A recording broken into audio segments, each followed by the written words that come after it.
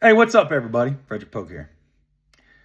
I know a lot of attention's been paid to, and rightfully so, to the undocumented immigrants, people that, especially the ones that pick our crops, work in the meat processing plants, the people that work to basically, literally bring and put food on our table.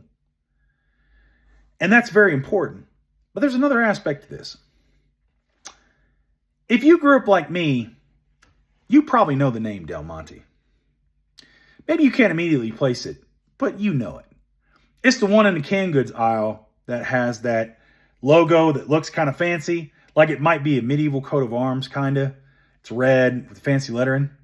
They got canned corn, green beans, diced tomatoes, sweet peas, and, fruit cups that maybe you got put in your lunch, or, maybe sometimes, at least back in the day when I was going to school, some canned pudding. Well, Del Monte just filed for bankruptcy. Del Monte is the canary in the canned goods aisle, and they just died. Now, for those of you who don't know the canary in the coal mine metaphor, what that is because canaries have smaller lungs than us humans, miners would bring a canary with them in the coal mine. And if the canary died, what that meant was you were breathing poison air. What that meant was you better get your ass out of there, or you're next. But what happens when there ain't nowhere to go? See, people that buy canned goods, they're usually on a budget. Or maybe they're working families that, don't have a lot of time, so they have to slap a meal together. And, canned vegetables is just, something's quick and easy. Thing is, those canned goods, they're made of tin, which is made from steel. And guess who put a 50% tariff on all imported steel in 2025? That's right, Donald J. Trump. That one move sent Del Monte's production costs skyrocketing. See, shoppers who buy canned goods, well, their budgets were already stretched thin with all this rising cost. All the stuff Donald Trump said he was going to bring down and then never did it. Well, that put Del Monte between a rock and a hard place. See, if they raise prices to reflect the tariff that was slapped on them from that imported steel, well, that's just going to send away more of your customers. And that's going to lead to more losses.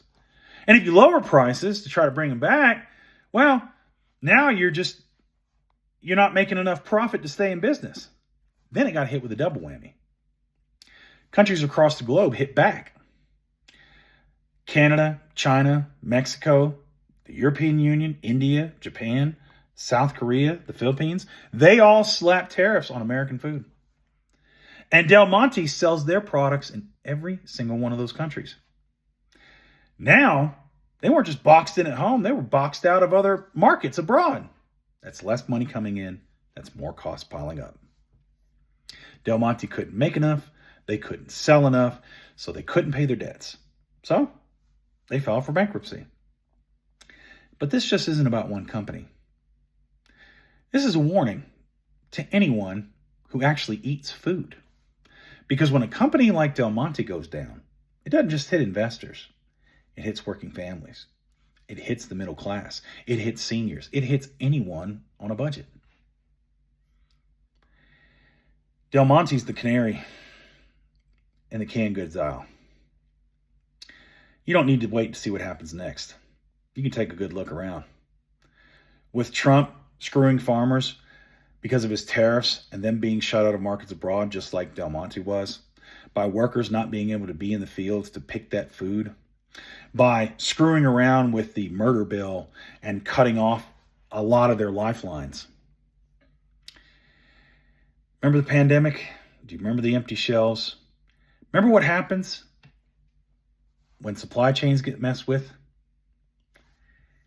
That's coming again. Catastrophic failures, they rarely come about from one bad move. Usually it's multiple moves. And what we have now is a perfect storm of short-sightedness, ego-driven mania. All it's going to take is a little bad luck. Anyway, that's all I got for you. Keep the faith, defend democracy, and I'll see you later.